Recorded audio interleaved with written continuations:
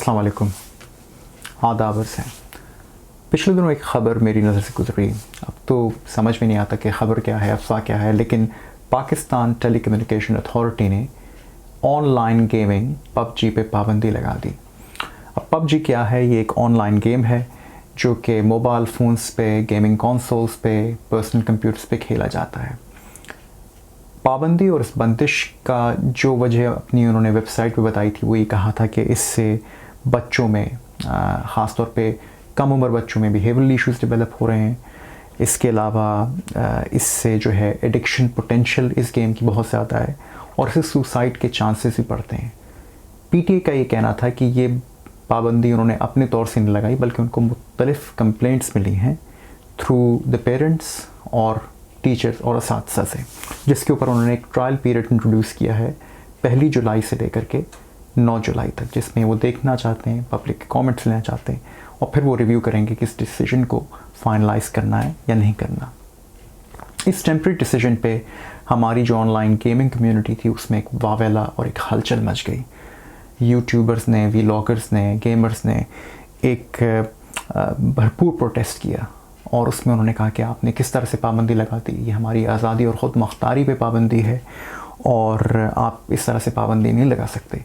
अगर बच्चे ख़ुदकुशी कर रहे हैं, उनमें behaviour mental health issues develop हो रहे हैं, तो उसकी और वजूहात भी हो सकती हैं। उन्होंने उसको इस तरह से तशबीह दी कि ख़ुदकुशी तो साहब बिजली ना होने से भी हो रही, तो आप बिजली के महकमे पे पाबंदी लगाएं।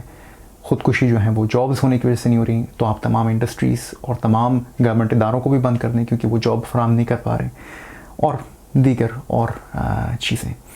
गुड पॉइंट्स में उन्होंने ये बोला इन तमाम व्लॉगर्स ने कि जनाब पबजी एक गेमिंग रेवोल्यूशन है, इसके ई गेमिंग टूर्नामेंट्स होते हैं जिसकी बहुत बड़े बड़े विनिंग प्राइजेस होते हैं, तो गवर्नमेंट ने अपनी अंडर साइड से एक फ़ाइनेंशियल इंसेंटिव को ओवरलुक किया है। जब ये गेमर्स बैनुल अक़वामी मुकाबलों में जाते हैं तो वहाँ से बड़े बड़े प्राइज़ जीत के लाते हैं और इस तरह पाकिस्तान जो है वो ज़र मुबादला अर्न कर सकता है। तो इस तरह से गवर्नमेंट ने अपने पैर पे ख़ुद कुल्हाड़ी मारी है। खैर, जब आप ये तमाम चीज़ें सुनने लगते हैं आसपास से, तो आपको यकीन सा होने लगता है कि सब बात एक ही किस्म की बात हो रही है, तो ये बात में सच्चाई होगी। तो मैं भी समझने लगा कि ये बात सही कह रहे हैं तमाम यूट्यूबर्स, गेमर्स। लेकिन मैं कन्विंस नहीं हुआ क्योंकि बहैसियत लॉजिकल माइंड आपको ख़ुद चाहिए कि आप अपने जवाबात तलाश करें। खैर, पहला मौका मुझे इस बात का उस वक्त मिला, आजकल यहाँ पे स्कूल की छुट्टियाँ हैं और मैंने अपने छोटे बेटे को, जो कि 12 साल का है, उसको देखा कि वो ज़्यादा से ज़्यादा कंप्यूटर पे टाइम स्पेंड कर रहा है, ऑनलाइन गेमिंग कर रहा है और बाहर जाके उसका जी नहीं लगता। मैं उसको इंगेज करने की कोशिश करता हूँ, उसको बहलाने की कोशिश करता हूँ, तो उसका दिल ये होता है कि वो जल्द से जल्द घर वापस आ जाए। तो उससे मुझे एक ये शुबा हुआ कि इसकी वजह जो है वो गेमिंग की एडिक्शन पोटेंशियल है और वो ज़्यादा से ज़्यादा कंप्यूटर पर टाइम स्पेंड करना चाहता है। दूसरा ट्रिगर मुझे उस वक्त हुआ जब मैं आजकल एक किताब का मुताला कर रहा हूँ जो कि एलोन मस्क की बायोग्राफी है, फ्रॉम एशली वैंस, और उसके अंदर एक बहुत ही अच्छा प्रीफेस उन्होंने कहा है कि पिछले 2 दहाइयों में जो डेवलपमेंट हुई है वो ज़्यादातर जो ख़ास तौर पे सोशल मीडिया की डेवलपमेंट हुई है, यूट्यूबर्स से, वीलॉगर्स से, ऑनलाइन गेमर्स से, और उन्होंने जो कंटेंट क्रिएट किया है वो कंटेंट जो है वो वर्थलेस कंटेंट है। कहने का मकसद ये है कि उसकी कोई फ़िज़िकल फॉर्म नहीं है, वो एक एंटरटेनमेंट कंटेंट है और उसकी कोई वैल्यू नहीं है। उस कंटेंट ने सिर्फ एडवर्टाइज़र्स को अपनी एडवर्टीज़मेंट कैंपेन्स को बढ़ाने का मौका दिया है। ह्यूमन और कल्चरल और हमारी अपनी माइंड और ब्रेन डेवलपमेंट में उन्होंने कोई किरदार अदा नहीं किया है। ये बात काफ़ी हद तक सही भी है क्योंकि बाय एंड लार्ज यूट्यूब पे, फेसबुक पे, इंस्टाग्राम पे और दूसरे सोशल मीडिया प्लेटफॉर्म्स पे जो एंटरटेनमेंट हमारे सामने, वो हमारे सामने, वो आप टिकटॉक भी कह लीजिए, उसमें उसकी एंटरटेनमेंट की जो क्वालिटी है वो बहुत ज़्यादा पुअर है। तो मैं उस बात से एग्री हूँ, लेकिन यकीन मानिए कि यूट्यूब के मैं पॉजिटिव एस्पेक्ट से बिल्कुल मुत्तफ़िक हूँ। यूट्यूब के अंदर हाउ टू डू वीडियोज़ हैं, उसके अंदर मेडिकल लेक्चर्स हैं, उसके अंदर ऑनलाइन लेक्चर्स हैं, तो उसकी अफादियत से मैं बिल्कुल इनकार नहीं कर रहा हूँ। लेकिन ये एक छोटा हिस्सा है यूट्यूब के एक बल्क ऑफ वीडियोस का। ज़्यादातर यूट्यूब पे जो वीडियोस हैं वो एंटरटेनमेंट वैल्यू की हैं जिनकी वैल्यू कम है। अच्छा, फिर उसके बाद मैंने इसको कहा चलो मैं इसको खुद इन्वेस्टिगेट करता हूँ। Indian journal of psycho behavioural therapy और साइकोलॉजी के अंदर एक स्टडी उन्होंने की थी 2019 के मार्च के अवाइल में, क्योंकि वहाँ पे भी ये ऑनलाइन गेमिंग का सिलसिला बहुत ज़्यादा उठाया गया है। और उस स्टडी के अंदर उन्होंने कोई 400 से ऊपर लोगों को एक क्वेश्चनेयर दिया, और ये वो लोग थे 400 से ऊपर जो कि पबजी गेम खेलते थे।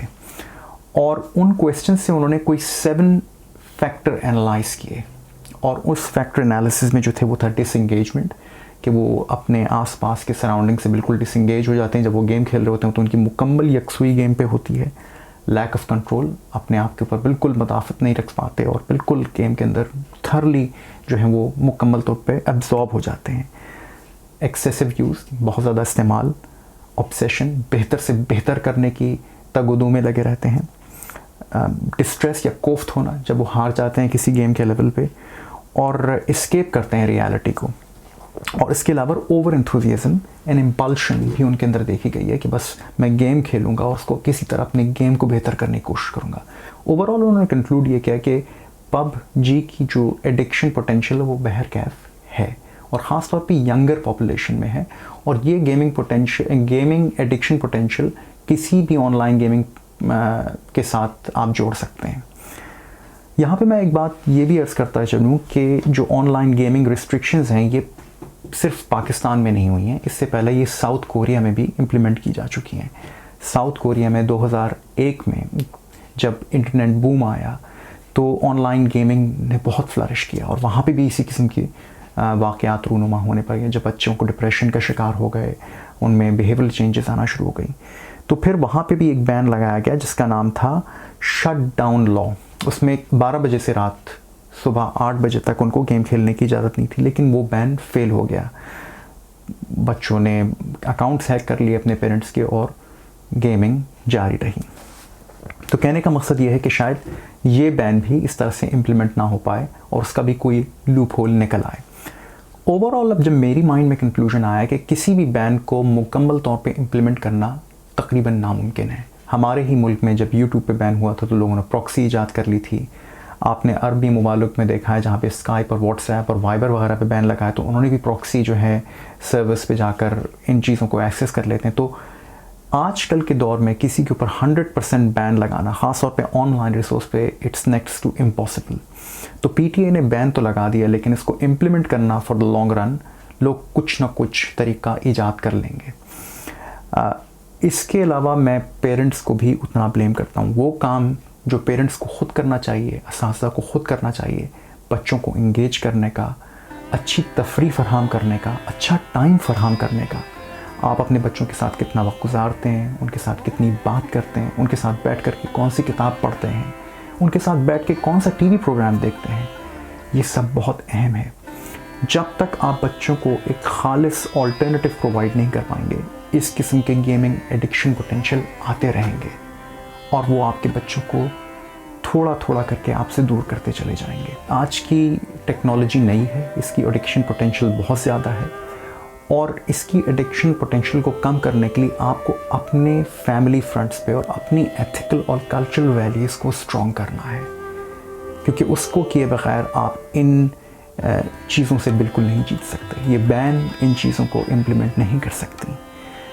अपना ख्याल रखिए, शाद रहिए, आबाद रहिए। आदाब से।